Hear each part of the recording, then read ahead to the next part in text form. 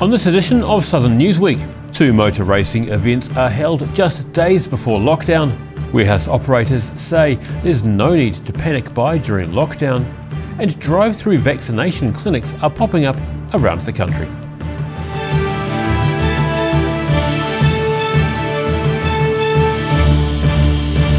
Welcome to Southern Newsweek, I'm Daryl Baser. 2 motor racing events were held in South Otago in the weekend before the country went into lockdown.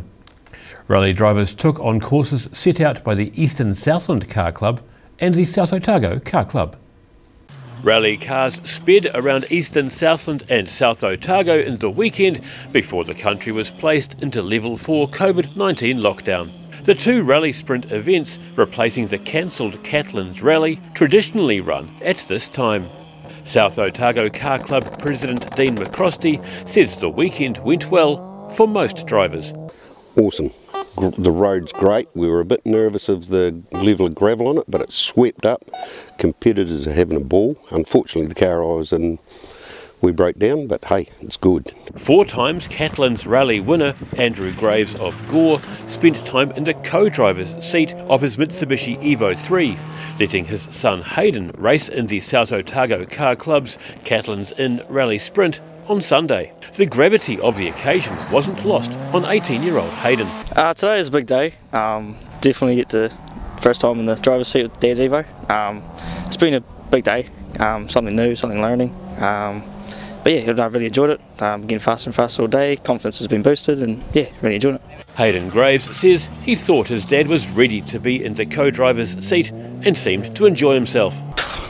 I think he's enjoying it. I hope he's enjoying it. Yep, no problem. There's been some moments, but I'm just learning from that. So it's the first time in the car, so learning, yeah.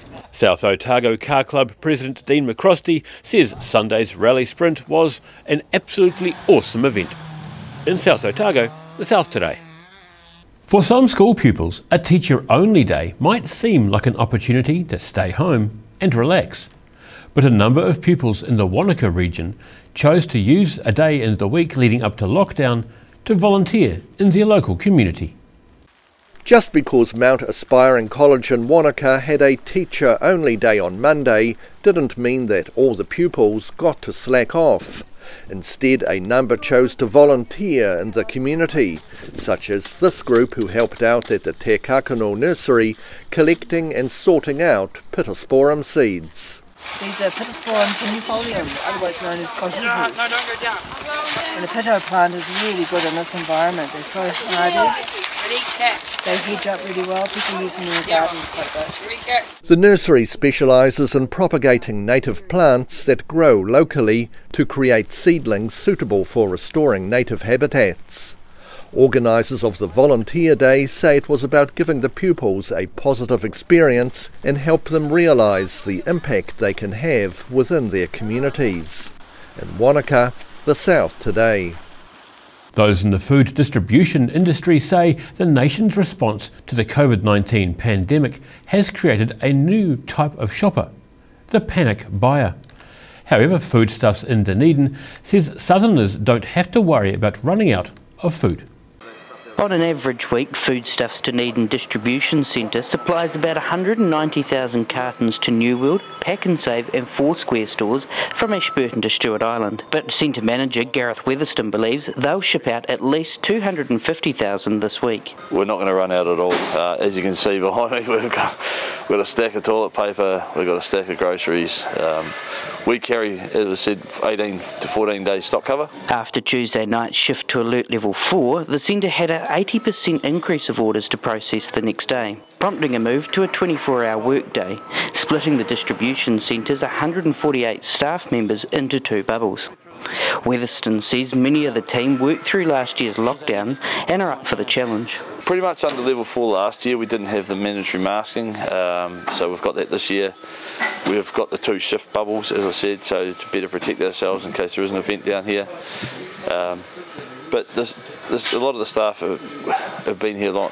We've got a good tenure of staff, so therefore they've been through this before, so there's no issues whatsoever.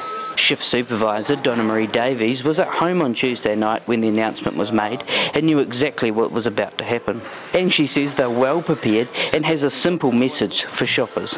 Don't panic, we've got heaps of food here, and the team are getting them out the door is on time and everything, so no need to panic. There's heaps of food, heaps of toilet paper, heaps of alcohol, so heaps all around. She understands why people panic, but says there's absolutely no need.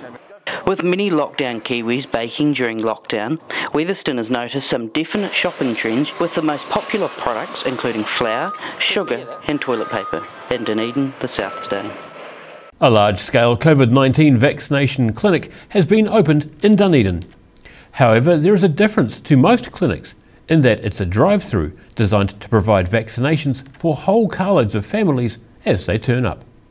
Friday saw a new anti-COVID-19 initiative begin with a drive-through vaccination clinic at Dunedin's Edgar Centre.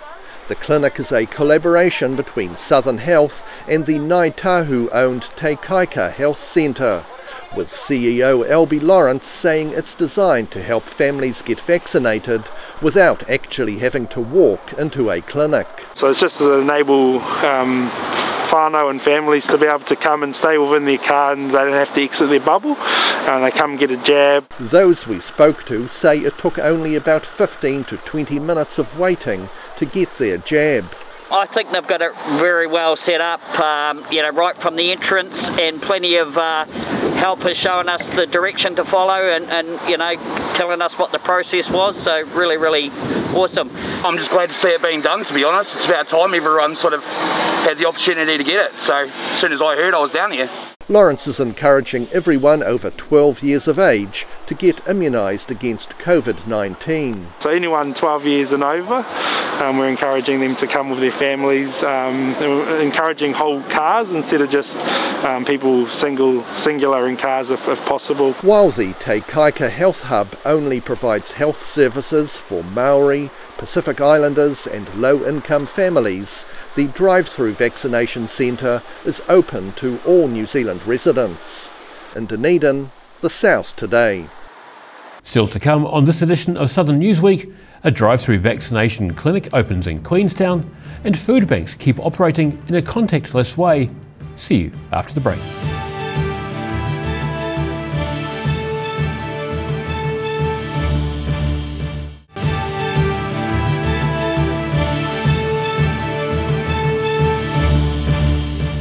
Welcome back. Drive-through vaccination clinics are popping up around the south, with one in Queenstown set to run all week until Saturday. Those we spoke to say the process is quick and simple. This drive-through COVID-19 vaccination clinic is currently making use of the empty Queenstown Events Centre car park, inviting carloads of families to get vaccinated. We'd rather people come with more than one person in their vehicle from a safety perspective, and of course the more people that you have in your bubble that's over aged 12 or older, please bring them down and get them vaccinated so we can keep everyone safe. No bookings are needed, and those we spoke to said the entire process took about 40 minutes and was relatively easy. Oh, it's easier than getting bloods taken or getting a flu jab, that's for sure. Didn't even feel it. Excellent, very well organised, nothing to it. It's over before you know it. Monday's clinic was a trial with just 85 doses on offer, but the plan is once the operation is running smoothly later this week for the clinic to be open from about 10 a.m. to 5 p.m. and vaccinate about 500 people a day. For most of the administrators, it's the first time they've done anything like this, so we just wanted them to have a quiet, easy day so they could feel their way with the paperwork. The drive-through is set to continue until Sunday, and after that, indoor vaccination clinics may be able to reopen again. Depending on the levels, of course, with COVID, we'll go back to community clinics. So we've got a range of facilities through Arrowtown, Kingston, down to Glenorchy. We've got facilities booked and we'll be vaccinating there. A COVID-19 testing clinic at Isle Street in Queenstown is taking about 100 to 200 swabs a day. In Queenstown, the South Today. Fresh produce grown in Mosgiel is going to waste thanks to both restaurants and the Otago Farmers Market currently closed under the lockdown. Mosgiel lettuce farmer Roger Whitson says most of the 2,000 lettuces growing in his greenhouse are likely to be thrown out over the next week. Thanks in part to lockdown having closed all restaurants and growers' markets across the country, demand for fresh produce has fallen, and growers such as Mosgiel lettuce farmer Roger Whitson are starting to throw out perfectly good food. It's tough because, you know, we're a small family-owned business, but we've all got to do our part, but it is just frustrating when you're having to throw out fresh produce. I know there's ways and means of trying to get it to people, but we just haven't got the capabilities to be able to do that. Whitson says he would normally join a number of other growers every weekend at the Otago Farmers Market to sell a large number of hydroponic lettuces and herbs from his popular market stall. We sell, 300 or 400 customers every Saturday ourselves that come every week. And Whitson says it's currently a peak time of the year for greenhouse operations, with these 2,000 lettuces not likely to last much longer. 4 or 5 days more, maybe a week, depending on how hot it is, because, it's getting hot weather today and up to 30 degrees in here, and things grow a lot quicker when it's 30 degrees in the greenhouse. In Mosgiel, the South Today. In lighter news, a kitten has been nicknamed Fire after being rescued from a metal rubbish bin by Clyde firefighters. The kitten had an leg amputated after it was infected, but its new owners say it's not holding her back from climbing the furniture, as she's now enjoying her new home in Dunedin. The brown tabby kitten, nicknamed Fire by the Clyde Volunteer Fire Brigade after being found almost 3 months ago with its hind leg trapped in a grating of a metal rubbish bin, is now doing well in her new home, despite having a hind leg amputated by a vet after infection set in. She's pretty amazing now. She can climb pretty much everything. She does have to have some concessions made about where we put her food bowl compared to some of our other animals, but generally she's pretty normal. She's pretty fast, she moves around really quickly, she's adapted really well to her amputation. She's got no issues getting up to the high climbers on the doors and things like that. She's now sharing a Dunedin home with Matthew and Bex Foxglove, plus a friendly dog and 2 other cats, and she's been renamed Penelope to mark a new chapter in her life. While the vet bills racked up after her rescue were expensive and have in part been paid through fundraising, her newly adopted family say they'll be able to cover most ongoing health costs. Fortunately for us, our veterinary costs are relatively minimal because I'm a working veterinarist at one of the clinics here in town. So we took Penelope in for her vaccinations last week before, so she's all vaxxed up now and ready to go. But the ongoing costs from the amputation are nil. No, there'll be nothing. They did such a good job. There's just regular animal maintenance that she'll need. While it took Penelope several weeks to come out of her shell, they say she's now fitting in well with the rest of the household. She was initially really shy. She spent the first probably week solid just underneath the lowest part of the bed. So we just put the bowl of food and some water under there with her, and in the middle of the night you'd hear her snapping away and having something to eat, but she'd very much just try and hide away in the darkest, hidiest hole she could find. It took a few weeks for her to come out of her shell properly and start coming to find us and coming to play. And now she's really noisy. A fundraising page to pay for her initial vet bills is set up on the SPCA website. In Dunedin, the South Today. People in need can still access food banks in Dunedin during the current Level 4 lockdown. Presbyterian Support Otago has noticed an increase in demand as many people lose income due to not having employment. Food banks such as Presbyterian Support in Dunedin's Moray Place are still open during lockdown, delivering to those in need and allowing people to pick up in a contactless way as long as they arrange in advance over the phone. So at the moment we're providing a contactless delivery or contactless pickup. So if people are out and about and they're needing food assistance, they can phone us and we can organise a time to collect. Lockdown has been hard on some people, and the food bank has seen an increase in the need for their services. We have seen an increase in demand. We, in the first 3 days of lockdown last week, we did what we would normally do in a week. People are invited to donate to the food bank online, and they've also had one-off donations such as a whole lot of school lunches which had been made the day before lockdown. Due to the lockdown they ended up not being able to deliver those to the schools, so we got those and were able to disperse them out into the community. Presbyterian Support is just one of about half a dozen food banks operating around the city.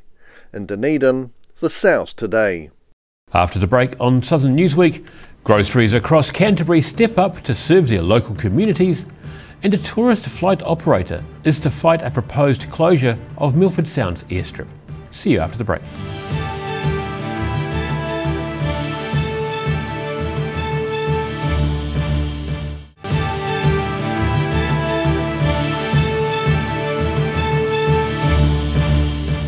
Thanks for staying with us.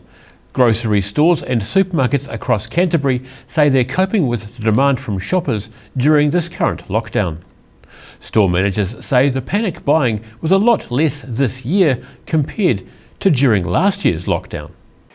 Staff are busy keeping the shelves stocked in stores across Canterbury, such as the SuperValue in Tynwald, just south across the bridge from Ashburton. Store owner Gayleen Thompson says they've been able to keep on top of demand from local shoppers. It's quite calm. There was the first night of panic buying where people were preparing just to lock themselves down for 3 days. Now it's just a steady stream of people getting what they need. Supplies are coming all the time. Thompson says the store has had plenty of experience in recent times in servicing the community during emergencies, with recent floods isolating the suburb when both bridges were damaged, and of course the lockdown in March and April of last year. Some things have been easier as far as knowing what stock to do and things like that. What suppliers can help quicker, so we're sort of a little more organised from that front. So I guess knowing what to expect this time has sort of helped us all prepare for it. Thompson says her staff have appreciated the many positive comments from customers, with people expected during lockdown to travel as little as possible for their grocery shopping. A lot of people have definitely stayed local, and that's what this is about helping as many as we can and limiting everyone's movements. Meanwhile, further north in Christchurch, there was hardly a supermarket in the city without a queue as locals boosted their supplies for the ongoing lockdown. On a negative note, a security guard at the Church Corner Countdown supermarket was spat at by a customer who had previously been trespassed for abusive behaviour.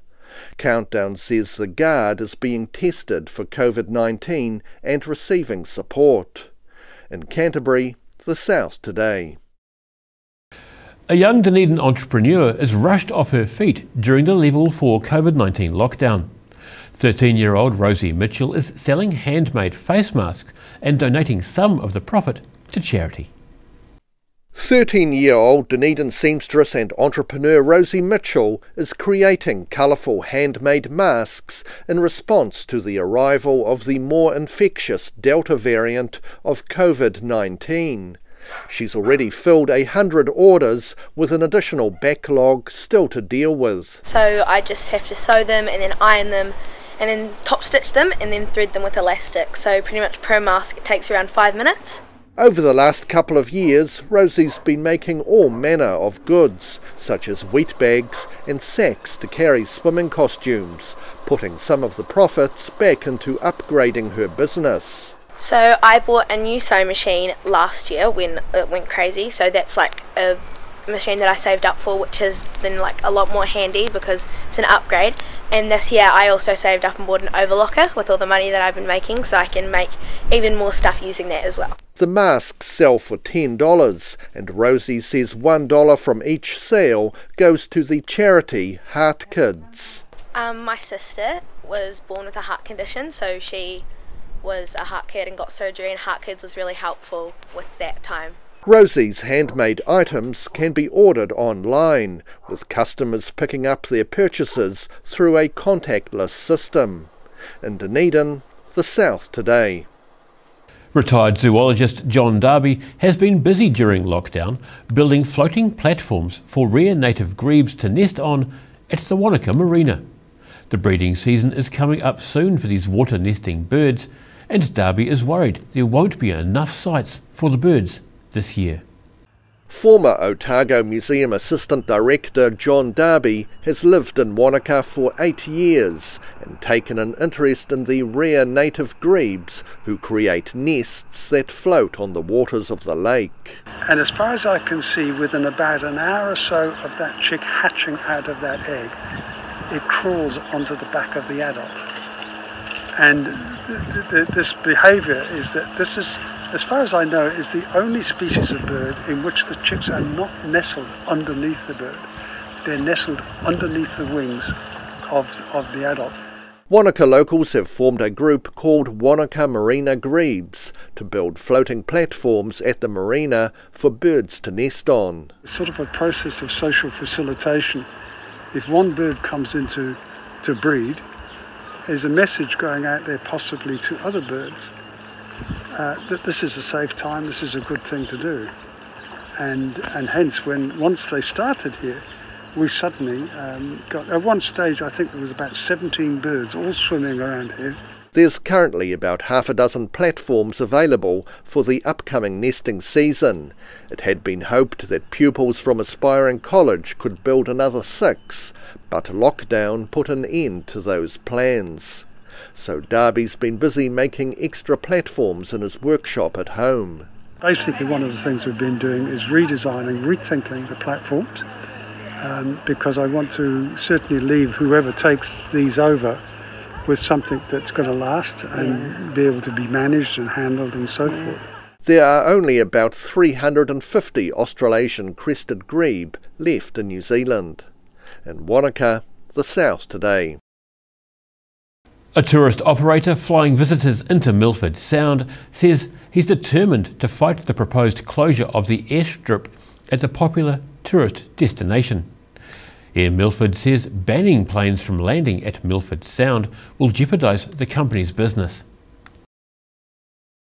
Flying over Fiordland's spectacular mountains and landing at Milford Sound for an excursion down the fjord by boat could become a thing of the past after the Milford Opportunities Governance Group, headed by retired director Dr. Keith Turner, suggested a number of dramatic changes last month, including that the airstrip be shut down to make the place one less plagued by the noise of buzzing aeroplanes. We're approaching this with a goal to try and distribute the number of people going in so that they don't feel like they're tripping over each other.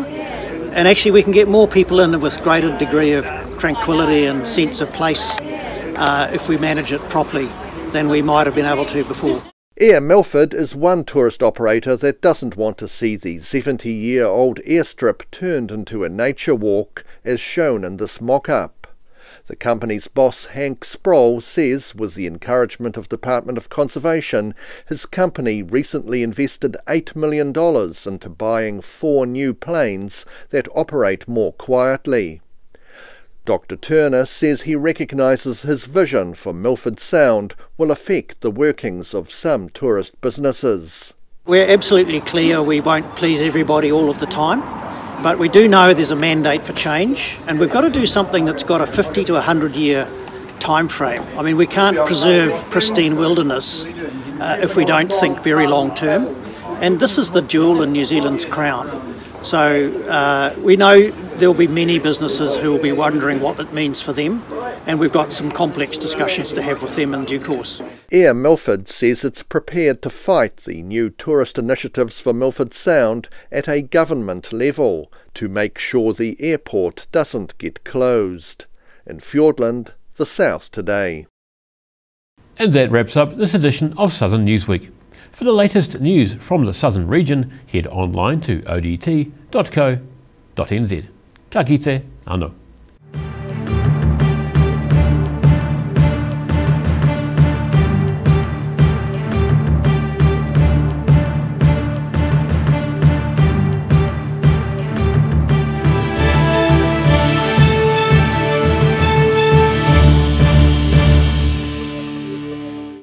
supporting local content so you can see more of New Zealand on air.